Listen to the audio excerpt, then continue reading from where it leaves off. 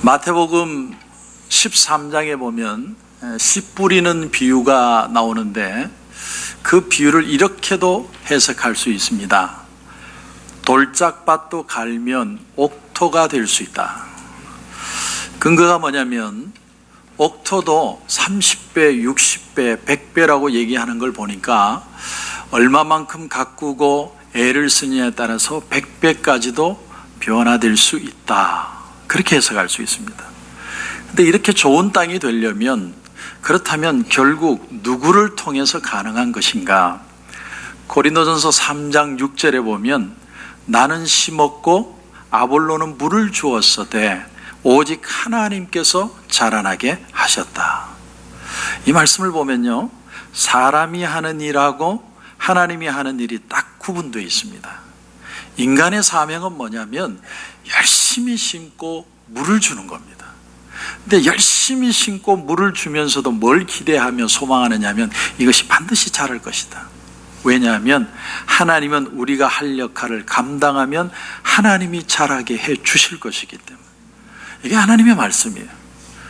왜 우리가 하나님의 말씀을 주일날도 듣고 새벽 제단에도 나오고 금요일도 듣고 계속 말씀 붙들고 기도하느냐면 말씀은 우리를 변화시켜서 자라게 하시기 때문에. 여러분, 여기 땅이라는 건 사람의 마음을 뜻합니다. 사람의 마음.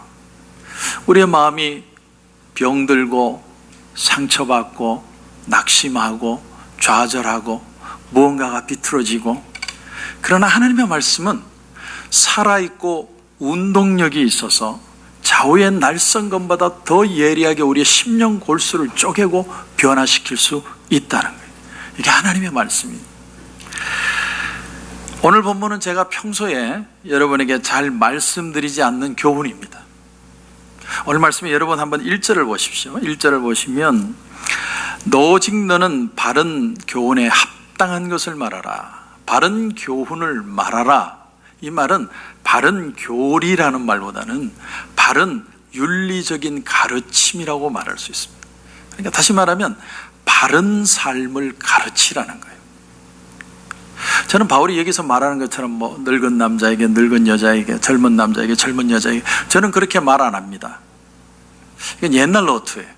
왜냐하면 제가 만약에 늙은 분들에게 이렇게 얘기를 하면 나를 늙은이 취급한다, 우리 목사님이. 또 젊은 분들에게 이러면 목사님이 나를 어린애 취급한다, 나도 나이가 있는데. 또 여자분들에게 얘기하면 목사님이 아주 가부장적이라서 옛날 사고방식이다. 이게 참 어려운 거죠. 그래서 오늘 말씀이 참 쉽지 않은 얘기예요. 그러나 이 말씀을 건너가려다가 하는 이유는 하나님의 말씀이기 때문에 말씀을 같이 고민하는 겁니다. 그리스 신화를 보면 옛날 그리스 시대에 가장 문화가 발달하고 정치적으로 왕성한 활동한 곳이 그레데라는 섬이었다는 거죠. 그레데. 이건 지중해 중간에 있는 섬이고, 또 그리스에서 보면 남쪽으로 치우쳐 있는 그런 섬인데, 근데 옛날에는 이 섬 중간에 미노스 신전이라는 것이 있어서 굉장한 그리스 전체의 맹주의 역할을 감당을 했습니다. 그런데 그러다가 어느 날 이 미노스 문명이 갑자기 쇠퇴합니다. 이유는 모르겠는데 완전히 쇠퇴하고 별 볼 일 없는 섬이 된 거죠. 근데 섬이 그렇게 바뀌니까 사람들의 마음도 바뀌었습니다. 처음에는 이 그레데 섬 사람들이 희망이 있고 미래를 생각하고 열심히 있고 적극적이고 그런 모습들을 보였는데, 갑자기 경제적으로 정치적으로 모든 것이 쇠퇴하니까 사람의 성격까지 변합니다. 그게 어디에 나오냐면 앞장인 1장 12절 보면 이렇게 나옵니다. 그레데인들은 항상 거짓말쟁이며 악한 짐승이며 배만 위하는 게으름뱅이라. 항상 그러니까 말마다 거짓말하고 사기치고, 또 포악해서 조금만 문제 있으면 싸우려고 그러고, 게을러서 일하기 싫어하고 한탕주의의 마음을 가지고서 사람들이 변한 거예요. 그런데 이 사람들이 어느 날 바울과 디도가 이 섬에 이르러서 복음을 전하는데, 예수님의 복음을 듣다가 사람들의 마음에 변화가 일어나기 시작해요. 갑자기 잃어버렸던 마음의 희망과 소망과 기쁨과 감격과 은혜와 평안이 넘쳐 흘리기 시작하는 거예요. 얼마나 예수 복음을 들으면서 마음이 기쁜지. 근데 급하게 바울이 이 그레데 샘을 떠나가면서 이 사람들을 더 말씀 안에 서게 하기 위해서 디도를 그곳에 남겨둡니다. 그러나 여러분, 예수를 믿었다고 해서 은혜 받고 좋다고 그래서 그날부터 성자가 되는 게 아니죠. 이제 그때부터 시작인 거예요. 시작. 사람이 은혜 받았다고 하루아침에 바뀌지 않습니다. 여전히 은혜대로 살려고 해도 넘어지고 실수하고, 그래서 프랙티컬하게 이렇게 살게 해라. 바울이 적은 글이 디도서입니다. 여러분, 사람이 예수님을 믿으면 의롭다 함을 당장에 얻지만, 그렇다고 해서 그 사람의 행동, 행실 자체가 당장에 의로워지는 게 아닙니다. 하나님의 관점에서 봤을 때는 우리는 의인이다 그렇게 여겨주시지만, 그렇다고 우리가 실질적으로 의롭게 행동을 하느냐? 여기에는 많은 과정들을 지나갑니다. 그렇기 때문에 우리가 예수를 믿은 다음에 우리도 기독교 윤리적인 삶을 교훈받아야 하고요, 그 삶을 살아야 돼요. 그러니까 나의 갈 길 다가도록 예수 인도하시니, 그게 한 번만 받으면 되는 게 아니고 우리가 죽는 그 순간까지 한 발 한 발 주님을 닮아가고 배워야 돼요. 우리가 의롭다 함을 얻고 하나님의 나라의 백성이 되면 그것으로 족하고 거기서 끝내지 왜 신앙생활을 시작한다고 얘기하느냐? 그건 우리가 배워야 될 게 많기 때문에 그렇습니다. 그렇기 때문에 이제 오늘 말씀에 그레데 사람들, 그 사람들이 예수를 믿고 복음의 기쁨을 얻게 되었는데, 실질적으로 그리스도인들은 이제 어떻게 살아야 되느냐? 그래서 오늘 말씀에 여러분 2절을 보십시오. 2절. 늙은 남자로는 절제하며 경건하며 신중하며 믿음과 사랑과 인내함에 온전하게 하고. 마치 뭘 연상하느냐면, 모든 사람들을 집합시켜놓고 나이 들고 연장자고 리더들 먼저 야단치는 것처럼 얘기합니다. 시작이 이래요. 늙은 남자로는 절제하며. 어떤 면으로 그레데의 이 나이 든 사람들에게 절제하지 못하는 모습이 있었던 것 같아요. 술을 너무 많이 마셨다든지, 아니면 감정이나 분노가 컨트롤이 되지 않는다든지, 아니면 육신의 정욕에 이끌려 산다든지. 근데 사람이 나이를 먹으면, 몸이 노쇠하기 시작하면 젊었을 때 욕심이 당연히 줄어든다고 우리는 생각하는데 그렇지 않은가 봐요. 오히려 나이를 먹고 젊었을 때의 그런 욕망들이 다 감당할 수 없는 나이가 됐는데도 더 욕심을 부리는, 그런 걸 노욕이라고 그러죠. 노욕. 근데 남자가 이제 머리가 희끗희끗하고 이제는 건강도 많이 약해지고, 그런데 자기 건강을 위해서 이제 운동을 하지만 어느 날 갑자기 내가 마라톤을 하겠다. 그러면 사람들이 뭐라고 생각하냐면, 저분이 저렇게 건강이 좋고 정력이 많구나, 이렇게 생각하는 게 아니고, 왜 저분이 오바를 할까? 저걸 통해서 뭘 증명하고 싶을까? 이렇게 생각할 게 많습니다. 왜냐하면 마라톤은 젊은 사람도 어려워요. 오죽했으면 마라톤에서 아테네까지 온 사람이 죽었겠습니까? 그런데 그 죽은 게 무슨 또 자랑이라고 또 마라톤 하자고 42.19km 뛰는 것도 저는 이해가 안 가지만, 그런 의미에서 사도 바울이 늙은 남자로는 절제하며. 굉장히 프랙티컬하죠. 젊은 사람이 절제해야 될 것 같은데, 젊은 사람이 절제가 필요할 것 같은데, 사도 바울은 나이 든 사람에게 절제를 가르쳐라.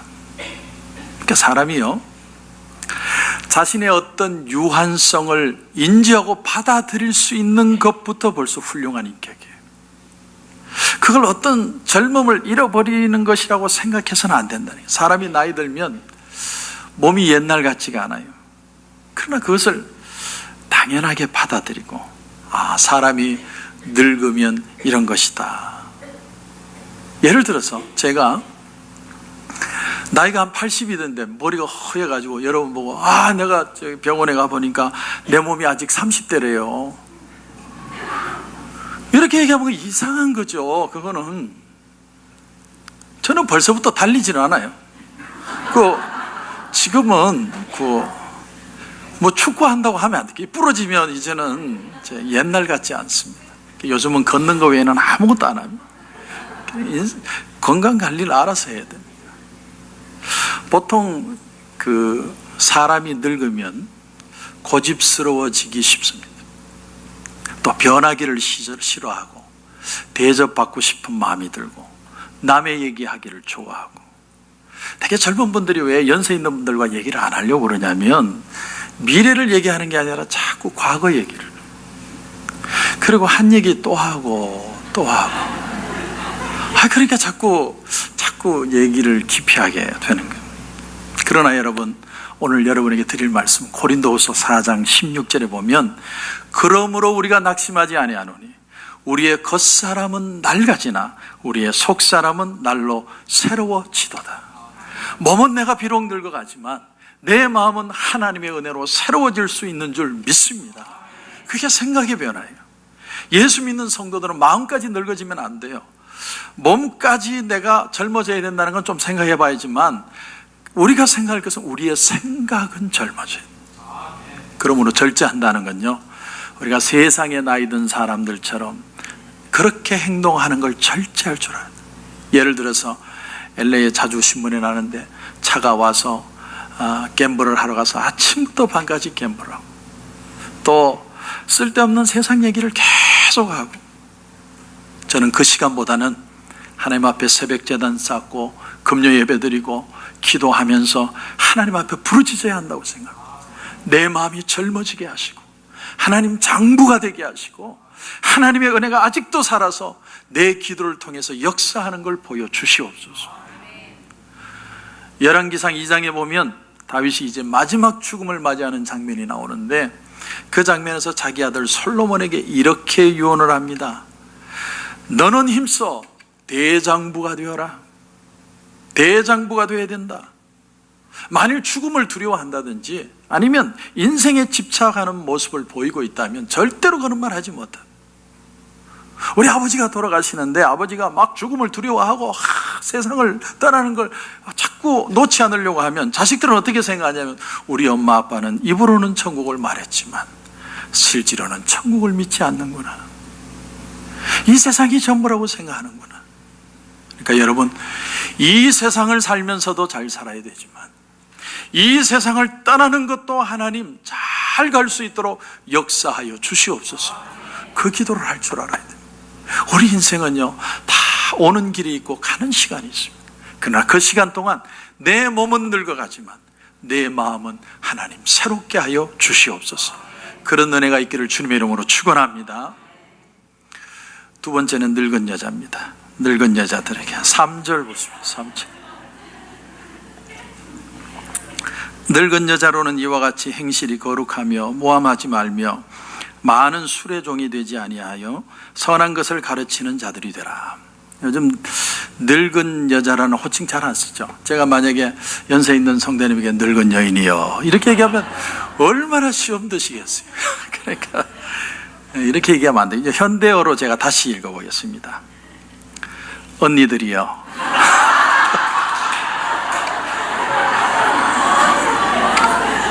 언니들은 이와 같이 행실이 거룩하며 모함하지 말며 많은 술의 종이 되지 아니하며 선한 것을 가르치는 자들이 되라. 그렇죠? 그런데 행실이 거룩하며 모함하지 말며, 우리가요, 권사님들이든 집사님들이든 유념하셔야 될 게 있어요. 교인들 중에는 어떤 문제나 실패나 때로는 도덕적인 흠이 잡힐 만한 날이 있다고 해서 그것을 흉보는 것은 올바른 그리스도인들의 삶이 아닙니다. 예를 들어서 아무개가 결혼이 실패하였더라. 그러면 이 세상에 이혼이 50%예요. 결혼한 사람의 50%가 가정이 깨져요. 근데 많이 그걸 가지고 뭐 아무개가 어떻대 이런 식으로 흉을 보기 시작하면요, 인구의 절반은 교회에 나오지 말라는 얘기하고 똑같습니다. 그렇기 때문에 이제는 이런 일에 대해서 마치 대단한 일을 알고 있는 것처럼 말하지 말고, 내 가까이에서도 일어날 수 있다, 내 가정에서도 일어날 수 있다, 그러면 남의 말처럼 쉽게 말하지 않습니다. 사람들이 교회에서 상처를 받습니다. 본인들도 그 일 때문에 마음이 아프고 고통스러운데 교회에 와서 남에게 마치 나에게 큰 흠이 있는 것처럼 그렇게 여김을 받으면 그건 주님이 사랑하는 사람을 상처 주는 거예요. 그렇기 때문에 특별히 언니들이 명심하셔야 돼요. 교인들의 사생활에 대해서 흉을 봐서는 안 됩니다. 그건 율법주의로 돌아가는 거예요. 그래서 알면서도 모른 척. 한번 따라해 보겠습니다. 알면서도 모른 척. 할렐루야. 또 그걸 남의 일이라고 생각하지 말고 내가 사랑하는 사람도 일어날 수 있다. 그래서 행실이 거룩하며 모함하지 말며 많은 술의 종이 되지 아니하며. 이게 또 하나 알 수 있는 사실은 뭐냐면, 예나 지금이나 잘 숨겨진 비밀 가운데 하나가 여자들도 술을 많이 마신다. 여자분이 혼자 홀짝홀짝 술을 마시고, 그래서 그냥 술을 마시는 게 아니고 여기 보니까 많이 마신다.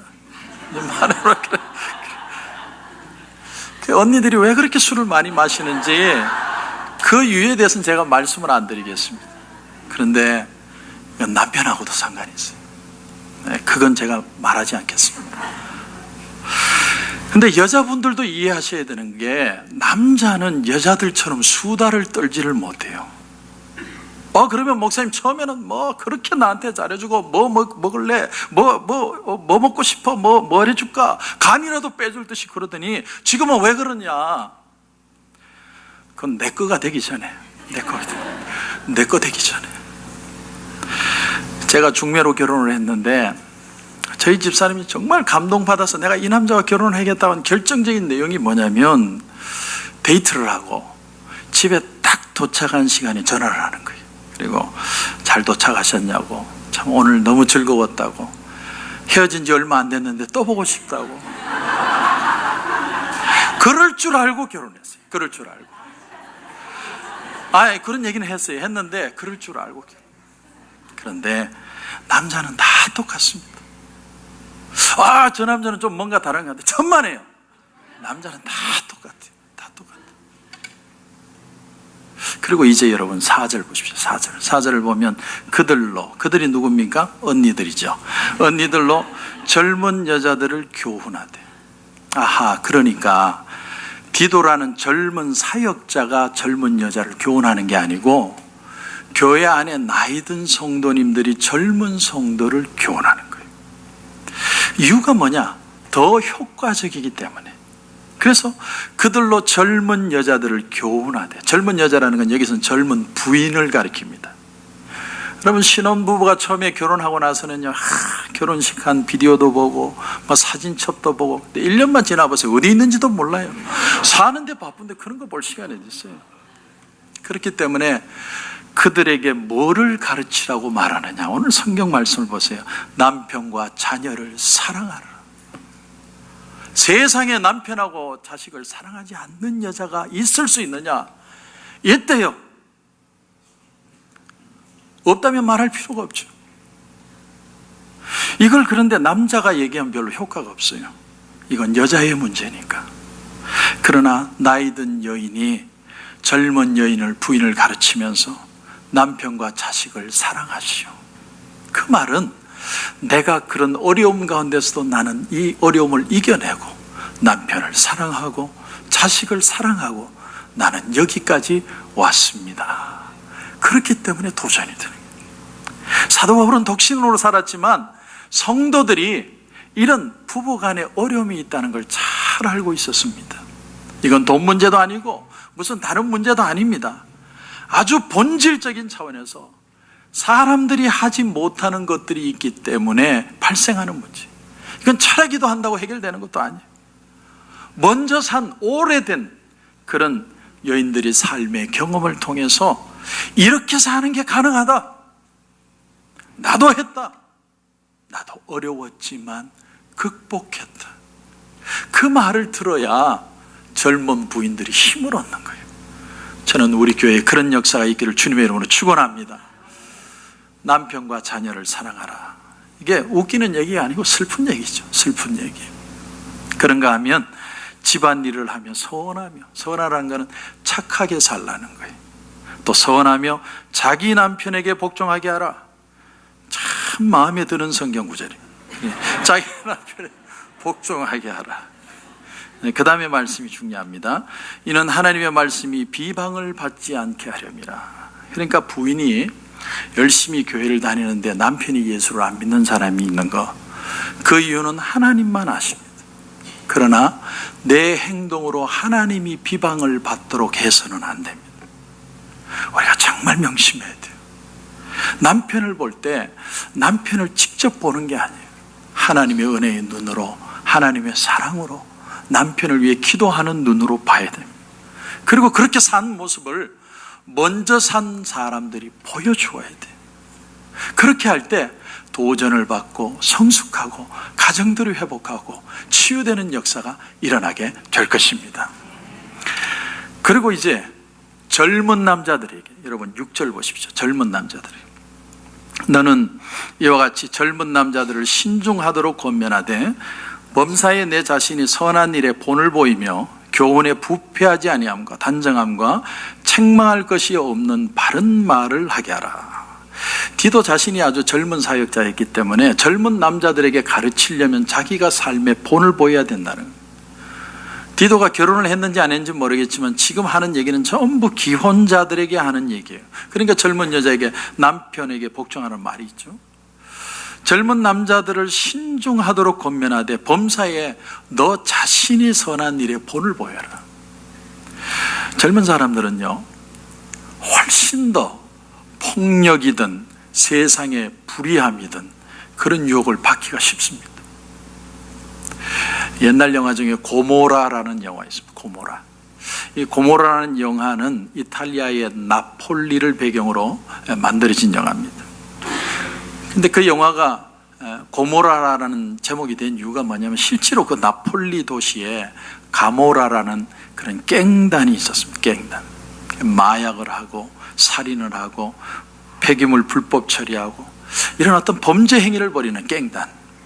근데 거기에 착안을 해가지고 가모라라는 이름이 성경의 소돔과 고모라의 고모라와 비슷하니까 영화 이름을 고모라 이렇게 표현을 했습니다. 근데 그 영화를 보면요, 나폴리의 젊은 남자들이 범죄 단체에 가입하지 않으면 할 일이 없어요. 열심히 살고 최선을 다해 살면 성공하는 게 아니라 갱단에 들어가지 않으면 할 일이 아무것도 없는 거예요.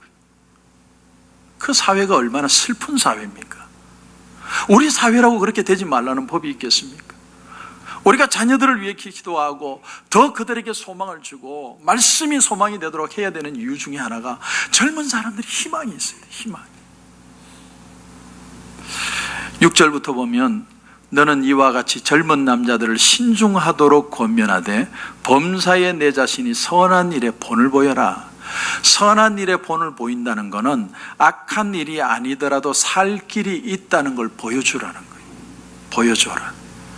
젊은 사람들이 악한 길을 선택하지 않아도 선한 방법으로도 얼마든지 자신의 길을 개척하고 자신의 뜻을 이루고 하나님의 축복을 받을 수 있다는 걸 보여줘야 된다. 교회가 그걸 해야 됩니다.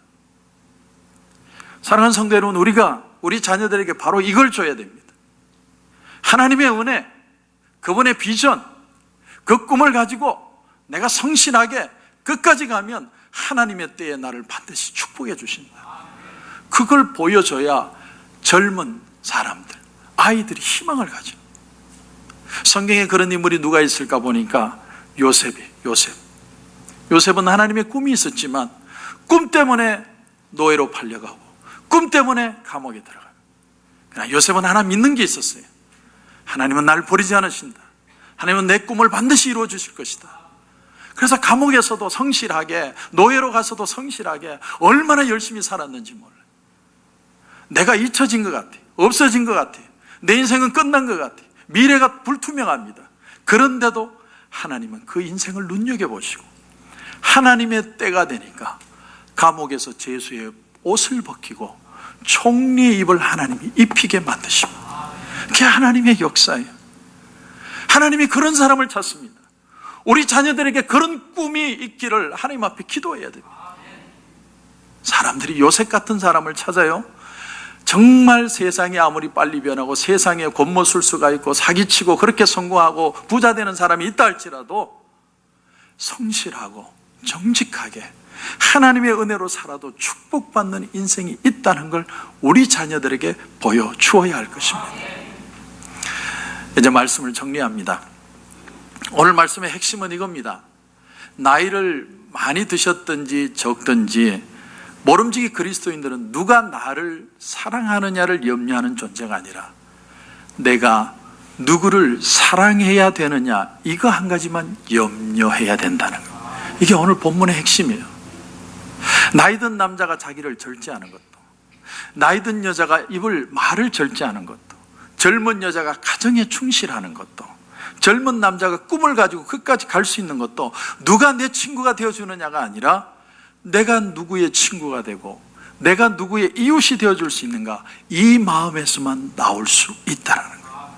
사람들은요, 예수님께 와서 질문을 했습니다. 누가 나의 이웃입니까?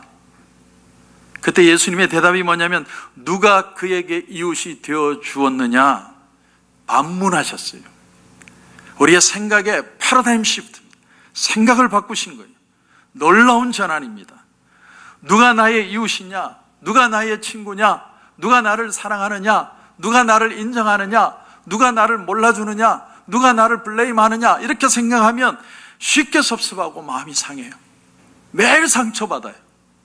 그러나 그렇게 하지 않고 내가 오늘 누구를 섬길 것인가, 내가 누구를 위해 사랑할 것인가, 그렇게 생각하면요 섭섭하지 않습니다. 왜? 무엇 때문에? 나는 나무를 심고 아볼로는 물을 주었을 때 자라나게 하시는 이는 하나님이십니다. 그 일을 만드시는 분은 하나님이지 내가 아니에요.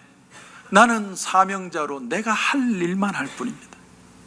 성도 여러분, 인간의 할 일과 하나님의 할 일이 구분되어 있습니다. 인간의 사명은요 열심히 물 주고 심는 사역이에요. 그러면 하나님은 반드시 자라서 돌짝밭도 옥토밭같이 하나님은 바꾸어 주실 것입니다. 우리 자녀들이 100배의 축복을 받는 역사가 일어나게 하실 것입니다. 그런 은혜가 우리 가운데 넘치시기를 주님의 이름으로 축원합니다.